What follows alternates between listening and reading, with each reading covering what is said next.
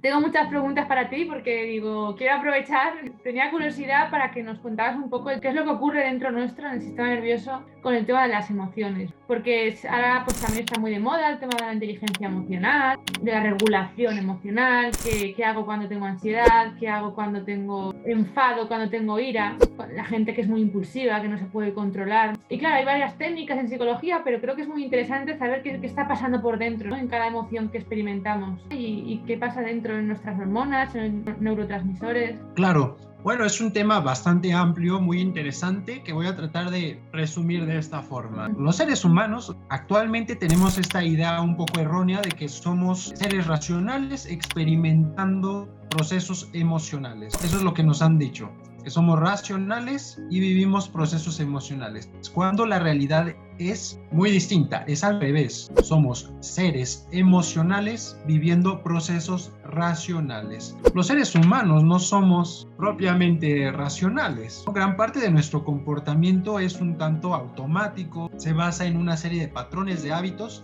que vamos estableciendo con el tiempo, que se van complejizando y bueno, eso conforma nuestro comportamiento. Realmente no es que todo el tiempo estemos pensando en qué hacer. Podemos acceder a un plano lógico, a un plano racional, de tal forma que podamos de alguna forma resolver conflictos de una manera más lógica, más planificada, más estratégica, por así decirlo. Eso es vital, es importante mencionarlo. ¿Qué sucede, no, en la historia del hombre? Pues que justamente los seres humanos fuimos volviéndonos cada vez más complejos conforme pasaba el tiempo. Los seres humanos compartimos ciertas emociones con otros mamíferos, ¿no? De hecho, no sé si has escuchado esta teoría, Esther, la teoría de los tres cerebros, ¿no? Los tres cerebros de MacLean, que nos habla de que los seres humanos tenemos prácticamente tres niveles de pensamiento. Funcionamos con un cerebro, el más primitivo sería el cerebro reptiliano. Este cerebro reptil prácticamente es el que regula los procesos más básicos, por así decirlo. La agresividad, ciertos procesos relacionados a la sexualidad, ciertos procesos asociados al miedo. La ansiedad de alguna forma se encuentra este mecanismo de huida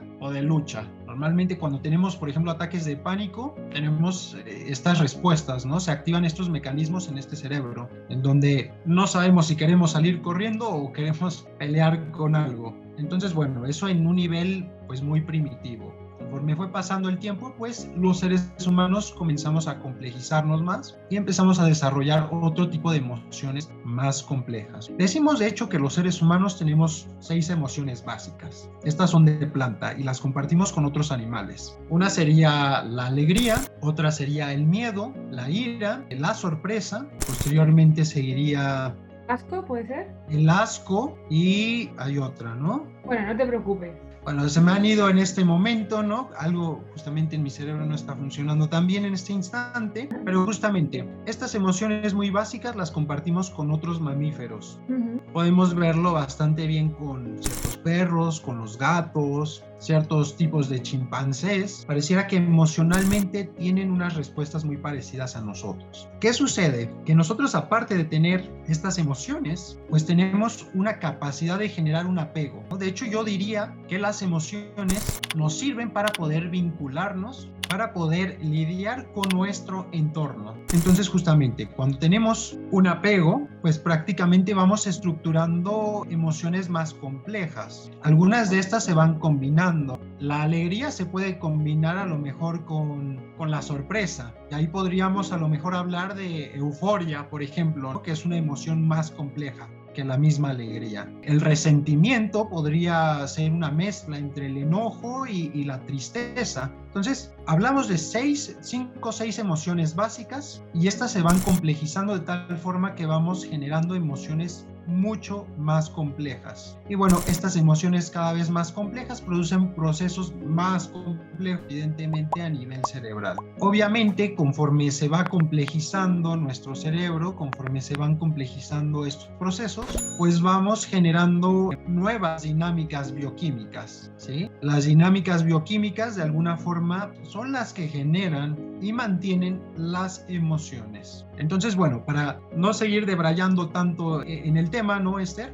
Justamente, antes se tenía pensado que cierta falta o cierta hiperproducción de ciertos neurotransmisores, de ciertas sustancias, dopamina, serotonina, sustancia P, oxitocina, eran las que producían los trastornos mentales o los estados emocionales. Hoy en día sabemos que esto no es del todo cierto. Sí es cierto en parte, pero influyen otros factores. Influyen más bien cómo estas sustancias de alguna forma interactúan unas con otras. Por ejemplo, si habláramos del enamoramiento, de un proceso de enamoramiento, estamos hablando de ciertas dinámicas. Nuestro cerebro está cambiando. No es que haya un aumento nada más en una sustancia, hay un aumento y una disminución en varias de estas sustancias, y esto genera que nuestro cerebro, como un todo, funcione de una manera distinta. Por ejemplo, en este caso, en el caso del enamoramiento, tenemos un papel protagónico en cuanto a lo que serían las endorfinas, que son un tipo de hormona muy asociada